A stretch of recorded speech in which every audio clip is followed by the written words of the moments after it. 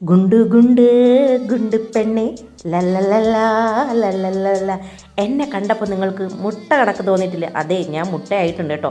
തിന്ന് ഇപ്പോൾ ഒരു മുട്ട പരുവത്തിലായിട്ടുണ്ട്. എന്തായാലും മുട്ടയും കട്ടനും കഴിക്കാനായിട്ട് ഞാനിവിടെ എത്തിയിട്ടുണ്ട് കേട്ടോ. ഈ മുട്ടയ്ക്കകത്ത് നല്ല കാന്താരി മുളകിൻ്റെ ചമ്മന്തിയൊക്കെ വെച്ചാണ് ഫില്ല് ചെയ്ത് തരുന്നത്. സത്യം പറയാമെങ്കിൽ ഞാൻ ഇതിനു മുമ്പ് കഴിച്ചിട്ടില്ല കേട്ടോ.